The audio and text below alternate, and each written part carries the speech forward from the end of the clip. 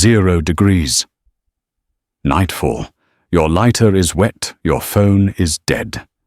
For you, this is a death sentence, a fatal scenario. But for millennia, across the vast, frozen expanse of North America, indigenous peoples didn't just survive this, they thrived in it. You think you know survival? You've seen the shows, you don't. This is the story of the real masters of winter, and why their ancient, sophisticated knowledge eclipses everything you think you know. The modern human is a creature of artificial environments. We are protected by central heating, Gore-Tex, and 24-hour grocery stores. We have outsourced our survival to a complex, fragile grid. Take that away, and the veneer of civilization cracks in hours. Let's be blunt. If you were dropped into a boreal forest in January with just a knife and the clothes on your back, your 24 hours would be a predictable tragedy. The first 2 hours confusion, followed by a surge of adrenaline. You'd try to do what you've seen on TV. You'd look for shelter. Maybe you find a hollow log or a rock overhang. You'd gather wood, but it would be damp or frozen solid. Hours 3 to 6. The cold finds you. It's not just a feeling. It's a physical weight. Your high-tech jacket, now damp with sweat from your initial panic, begins to freeze. Shivering becomes uncontrollable. Your fingers, stiff and useless, can no longer operate a zipper or tie a knot. Hours 7 to 12, darkness falls. This is the psychological breaking point. Every snap of a twig is a predator. The temperature plummets. You try to make a fire, but your hands are wood. Your fire-starting rod sparks, but the tinder is damp. You fail. Desperation gives way to a strange, sluggish apathy. This is the cold, stupid, the onset of hypothermia. Your brain, starved of warmth, stops making rational decisions. Hours 13 to 24. You might huddle in your inadequate shelter, but sleep is not rest. It's a descent. Your core temperature drops below 95 degrees Fahrenheit, 35 degrees Celsius. Your shivering stops. This is the final fatal sign. Your body, in a last-ditch effort, redirects all remaining warmth to your vital organs, sacrificing your limbs. You feel a paradoxical, blissful warmth. You might even start taking off your clothes. It's a common phenomenon in fatal hypothermia cases. By morning, you are a statistic.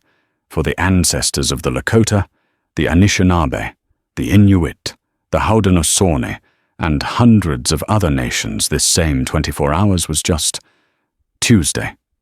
It wasn't a crisis. It was life. The difference isn't genetics. It's not magic. It is knowledge. A vast, complex, and brilliant system of science, engineering, and philosophy, tested and refined over thousands of years. They didn't survive despite the winter. They survived because they understood it. They were not fighting the environment. They were a part of it. This is the story of that knowledge. Chapter 1. The Living Shelter. More than just a tent. Your first mistake in the 24-hour scenario was your shelter. You sought a passive block against the wind. Indigenous architecture was an active system designed to breathe, manage heat, and work with the physics of a winter landscape.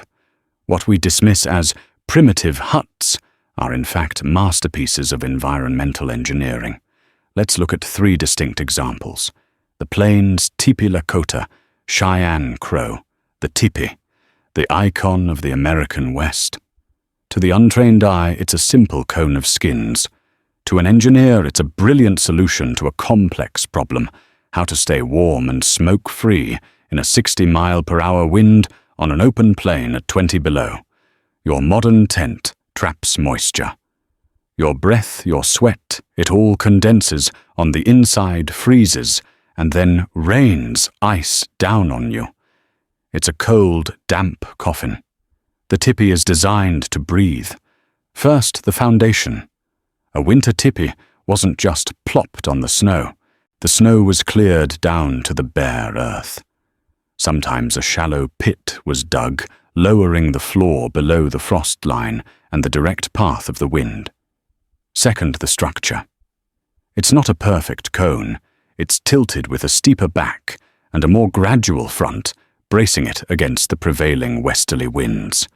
The poles, 12, 15, 20 of them, created a rigid framework that could withstand hurricane-force gusts. But the genius is in the liner. Inside the main cover, another layer of hide, the ozan or dew cloth, was hung stretching from the ground up to about 6 feet.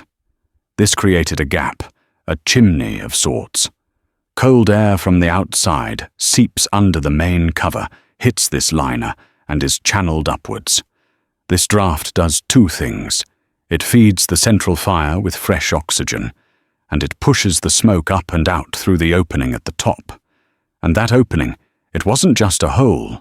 It was controlled by 2 large flaps, or ears, each with its own pole. These could be minutely adjusted, like the sails on a ship, to protect the opening from wind and rain, or to create a powerful vortex that would suck the smoke straight out, no matter which way the wind was blowing. The central fire wasn't a bonfire. It was a small, contained fire, reflecting heat off the insulated angled walls. The floor was covered in thick bison robes, fur side up. You weren't sleeping on the cold ground. You were sleeping on a platform of the warmest material nature ever created. A tipi was a living, breathing machine. It was warm, dry, and ventilated. Your 24-hour shelter was a frozen tomb. The woodlands, Wigwam, Anishinaabe, Wampanoag, Mi'kmaq. Now move east into the deep snows of the Great Lakes and the northeast woodlands. Here the challenge is different. It's not the wind of the plains. It's the sheer weight of the snow and the deep, penetrating cold of a still forest. Here the dominant structure was the wigwam, or wetu, a dome. This is the strongest shape in architecture. A frame of young, flexible saplings like hickory or willow were driven into the ground, bent and lashed together with spruce root or basswood cordage. This frame could support thousands of pounds of snow. But again, the insulation was the key. This wasn't a single layer. It was a sophisticated, multi-layered system. Inside, there might be a layer of woven reed or cattail mats. These mats are filled with tiny air pockets, the same principle as a modern foam sleeping pad. Outside, that sheets of bark, often birch or elm, were overlapped like shingles to shed water and snow. On top of that, for deep winter, another layer of mats, or even insulating bundles of dried grasses and hides.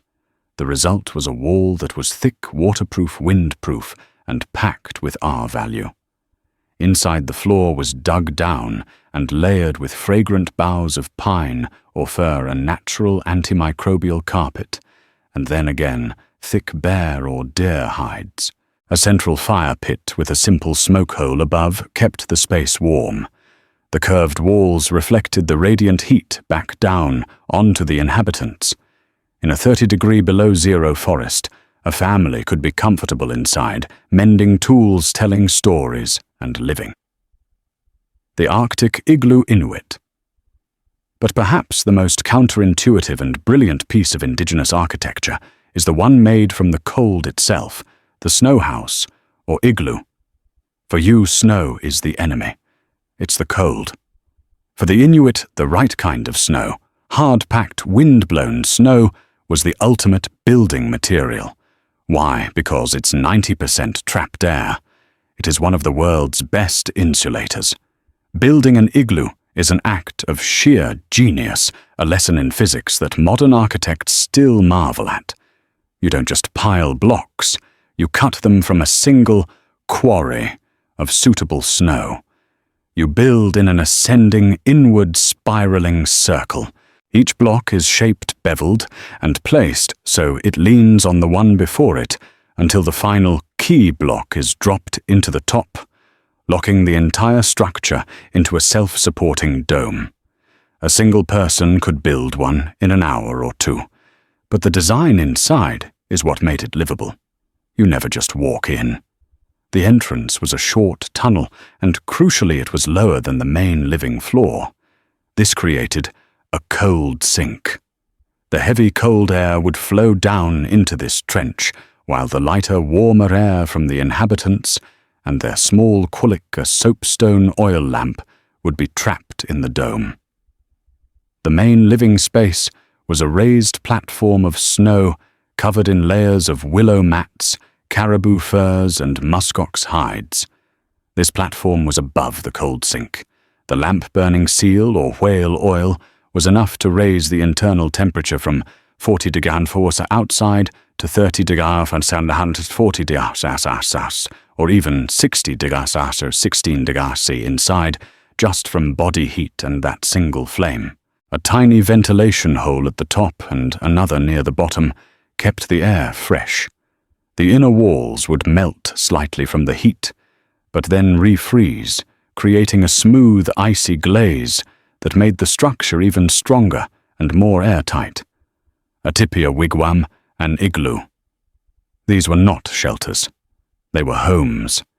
Engineered, efficient, and perfectly adapted. Your 24-hour hypothermia trap was a failure of imagination. Chapter 2. The Sacred Flame, Life's First Priority. You failed to make fire. Your butane lighter, its fuel thickened by the cold, wouldn't spark.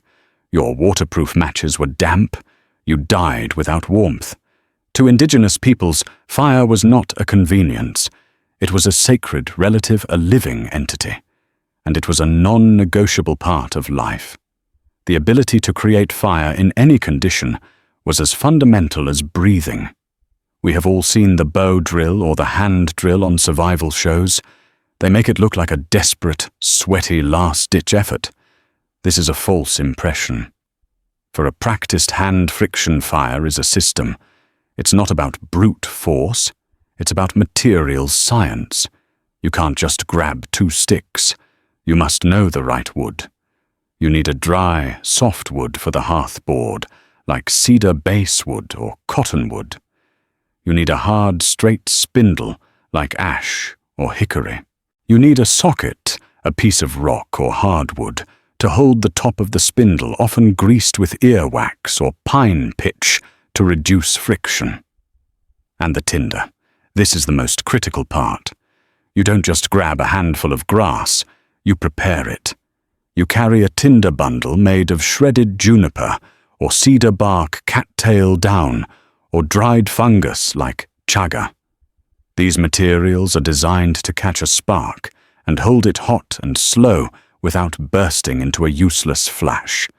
The process was a meditation, a rhythmic pull of the bow, steady downward pressure, watching the smoke, which is actually fine wood dust, build up, smelling for that first acrid scent of a coal. But making the fire was only the first step. Managing it was the real skill. A survivalist might build a raging bonfire, burning all their fuel in an hour and melting the snow around them into a wet, miserable pit. A Native American winter camp used fire with surgical precision. Inside the lodge, the fire was small, central, and efficient. It was for cooking and radiant heat. It was fed consistently, not in large dumps. Outside for warmth while working, or as a beacon, they used techniques like the star fire, where the ends of several large logs are pushed into a central point, and you simply nudge them in as they burn. It's a slow, controlled, all-night fire that requires minimal effort. Or the long log fire, where 2 long green logs are laid parallel, and a fire is built between them. The green logs act as a self-feeding base, burning slowly and reflecting heat in a specific direction. And where did they get dry wood in a blizzard? They didn't. They didn't gather it during the blizzard. They gathered it months before. Or they knew the standing dead trees that have died, but are still upright, their wood seasoned and dry off the snowy ground. They knew that the lower dead branches of a pine protected by the canopy above, would be tinder dry. Fire was a relationship. It was tended, respected, and understood. It was the hot, beating heart of the winter camp, and the knowledge of its creation and management was absolute. Chapter 3. The Skin We Wear. A system, not an outfit. Your $800 technical jacket failed you. It was designed to be waterproof, breathable, but in the deep cold, that's a deadly flaw. Your sweat, your body's moisture passed through the membrane and froze in the outer layers. The jacket became a rigid, icy shell, sealing you in a tomb of your own frozen perspiration. Indigenous winter clothing was not waterproof, breathable. It was simply perfect. It was a system built on one profound principle: staying dry is more important than staying warm. The materials were a revelation. They were not woven. They were the skins of the animals that had already mastered the cold: caribou, bison, seal, beaver, wolf, rabbit. But you don't just wear a hide. That would be like wearing a sheet of frozen cardboard. The hides had to be processed through one of the most ingenious and labor-intensive chemical processes ever invented: brain tanning. After scraping the hide, the tanner would rub an emulsified solution of the animal's own brains into the skin. The fats and lecithins in the brain solution would saturate the collagen fibers, making the hide incredibly permanently soft, supple and strong. The hide was then painstakingly stretched, pulled and worked by hand as it dried, breaking the fibers apart. Finally, it was smoked over a cool fire. This wasn't for flavor. The formaldehyde in the smoke would permeate the hide, making it water-resistant and preventing it from stiffening after it got wet. The result, brained smoked buckskin, was windproof, durable, soft as cloth, and quiet. But the real genius was in the layering. This wasn't just putting on a sweater. It was a multi-part moisture-managing system. The Arctic parka system, Inuit. Let's look at the masters, the Inuit. Their winter clothing was often made from caribou. Why caribou hair is hollow. Each hair is a tiny air-filled tube. It is the warmest fur on Earth by weight. They would wear two parkas. The inner parka was worn with the fur facing inward against the skin. This trapped a thick layer of warm air directly against the body. The smooth, tanned hide on the outside of this layer allowed moisture to pass through. The outer parka was worn with the fur facing outward. This shed snow and blocked the wind. This two-layer system created a microclimate. Body moisture would wick away from the skin, pass through the inner hide, and get trapped as frost on the inside of the outer parka or on the outward-facing fur of the inner parka. At the end of the day, a person would take off the outer parka, turn it inside out, and simply beat the frozen sweat and frost out of the fur with a stick. They would sleep in their dry inner parka. In the morning, they put their dry, de-iced outer parka back on. Absolutely brilliant. They weren't just wearing clothes, they were wearing a technology. The subarctic plains moccasin system. Your feet, in your 24-hour disaster, they were the first to go. Your insulated waterproof boots trapped your sweat, the socks got soaked, and your toes were the first to get frostbite. Now look at the indigenous solution, the moccasin or mukluk. It's a system, not a boot. First you start with a liner, perhaps a soft, fur-lined sock of rabbit or squirrel hide. Then you pack the boot itself with an absorbent insulating material. This was the climate control. It could be a specific type of dried moss or soft-dried grasses like Seneca grass. This layer's entire job was to pull moisture away from your foot. At night, you'd pull out the damp grass, let it dry by the fire, or carry a spare dry set, and your boot would be ready for the next day. The outer layer was the moccasin itself, tanned smoked moose hide or seal skin. It was soft, allowing your foot to flex and feel the ground promoting circulation. It was not waterproof like a rubber boot, and it wasn't meant to be. It was water-resistant. Its softness meant that any snow that melted on it would be quickly absorbed by the outer layers of the hide, where it would freeze, and then just flake off as the leather flexed. The entire system, clothing, mittens, boots, hats, was custom-made for the individual, sewn with thread made from the sinew, the dried tendons of deer or caribou. When sinew gets wet, it swells, plugging the needle holes and making the garment even more water-resistant. This was a survival suit perfected over 10,000 years. Your nylon jacket was a toy. Chapter 4.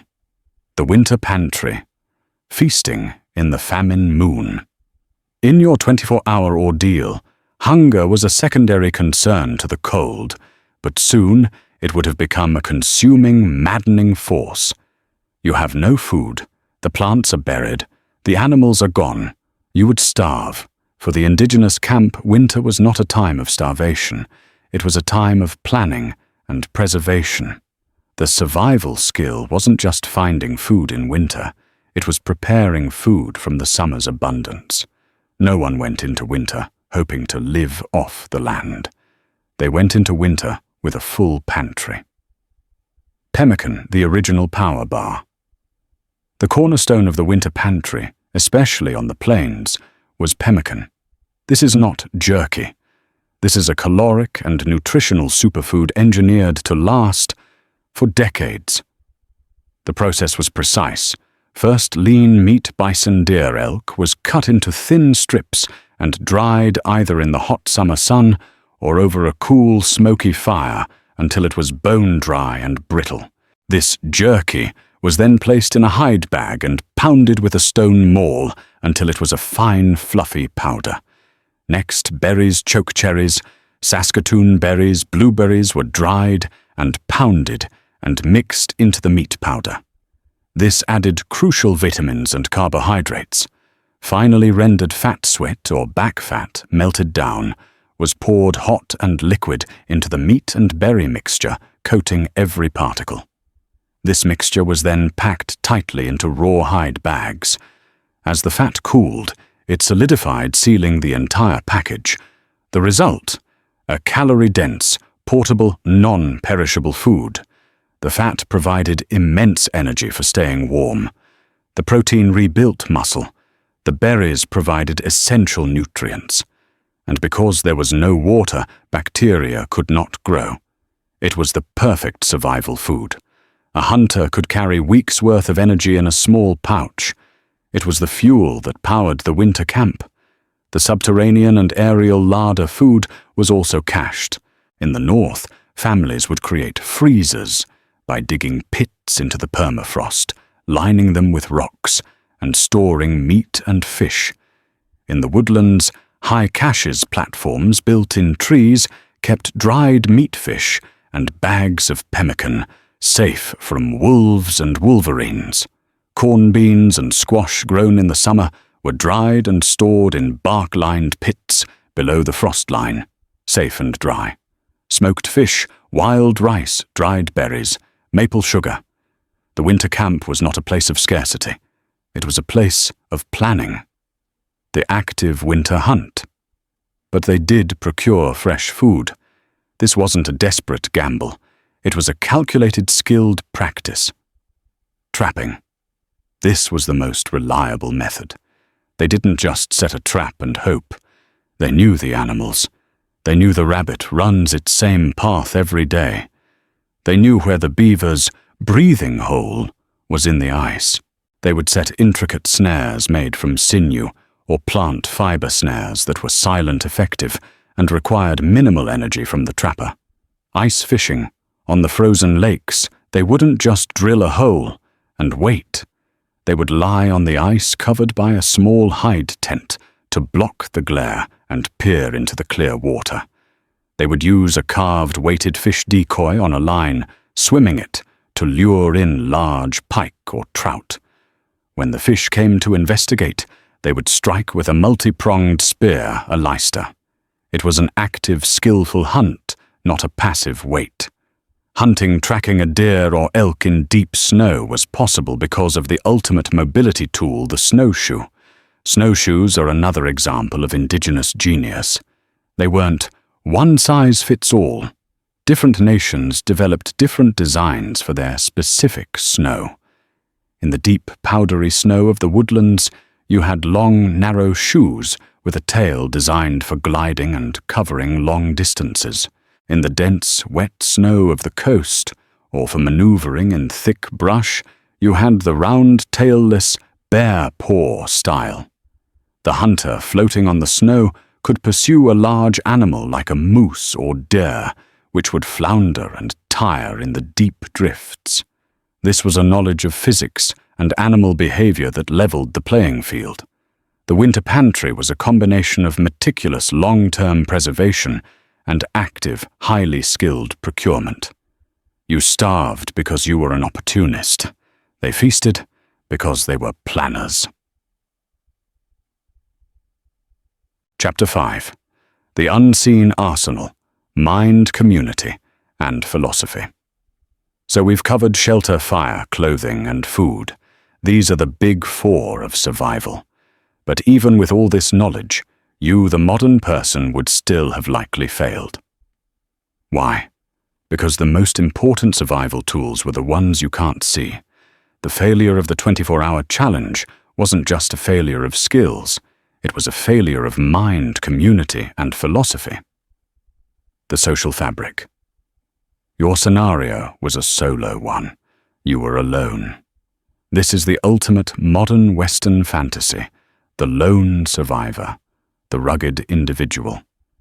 To virtually every indigenous culture, this concept was absurd. It was a death sentence. No one survived winter alone. The fundamental unit of survival was the community. The winter camp was a collective. A single hunter might kill the moose, but that moose belonged to everyone. The women would work together to process the enormous hide. The elders, no longer able to hunt, would mend the tools, watch the children, and most importantly, pass on the knowledge. The children would do their part, gathering tinder, checking snares, hauling water. If one person's lodge burned, they were not homeless. They were taken in. If one family's food cache was raided by a bear, they were fed.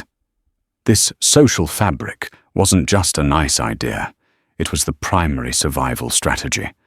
It was a web of obligation and reciprocity that ensured the group would live even if one individual faltered. You died alone. They lived together. The survivor's mind. Your 24-hour ordeal began with panic. Adrenaline flooded your system. You made foolish, rushed decisions. Indigenous psychology was an antidote to panic. It was a mindset cultivated from birth, based on two principles: observation and patience. You look at the snow. An indigenous person reads it. They could see the tracks of a rabbit and know how long ago it passed by the sharpness of the track's edges. They could see by the gait that it was hopping casually, not fleeing a predator. They could look at the color of the snow in the evening sky, a pale yellow, and know a severe storm was coming in 2 days. They could snap a twig, and by the sound of the break, know the approximate temperature. This is a level of observation that is almost supernatural to us. It is a constant quiet and total immersion in the now. And with that observation came patience. You don't hunt a deer by chasing it. You hunt it by knowing where it will be tomorrow. You don't wait out a blizzard with anxiety. You wait it out with purpose, using the time inside the lodge to mend your clothing, to retell the sacred stories, to strengthen the community. Panic is the enemy of survival. It burns calories and clouds judgment. The indigenous mindset was one of calm, methodical, and patient acceptance, the philosophy of reciprocity. Finally, and perhaps most importantly, there was the world view. You, the modern person, see the wilderness as an adversary, a hostile other that must be conquered, beaten, survived. You are at war with the winter. This worldview is a fatal flaw. The indigenous worldview was one of reciprocity. The world was not a thing. It was a community of living beings. The trees, the animals, the wind, the snow, they were all relatives. You don't conquer your relatives. You respect them. When a hunter took the life of a deer, it was not an act of domination. It was a sacred exchange. The deer gave its life to the hunter's family, and the hunter had a responsibility to use every single part of that deer. The hide for clothes, the sinew for thread, the bones for tools, the meat for food. To waste any part of it was a profound act of disrespect, not just to the deer, but to the entire system. This philosophy changes everything. When you see the world as a hostile force, you panic. When you see the world as your family, you observe, you listen, and you act with respect. You don't fight the cold. You ask the fur of the caribou to share its warmth. You don't curse the snow. You ask the spruce tree to lend you its boughs for your shelter. This is not poetry. It is a practical psychological survival strategy. It replaces fear with respect and panic with purpose. You wouldn't survive 24 hours because you are an alien in that environment, equipped with failing toys and a philosophy of fear. They survived and thrived because they were the environment. Their knowledge was not a set of tips and tricks. It was a total integrated system, a scientific, engineered, social and spiritual masterpiece. The shelter, the fire, the clothing, and the food were all interwoven with the unseen threads of community patience and a deep, abiding respect for the world that sustained them. This knowledge is not primitive. It is profoundly sophisticated. It is not lost. It is endangered, but it is very much alive, kept by elders and knowledge keepers in communities across the continent. We in our fragile modern world have much to learn from the true masters of winter. They proved for millennia that it is possible to live not just in spite of the cold, but in harmony with it. The skills of the winter camp are not relics. They are a testament to a profound living intelligence, a way of seeing the world that we have almost forgotten. This knowledge passed down through generations holds lessons we desperately need. If this story of resilience and ingenuity moved you, help us share it. Like this video, subscribe for more deep dives into human history, and share this with someone who needs to see what true survival looks like. Thank you for watching.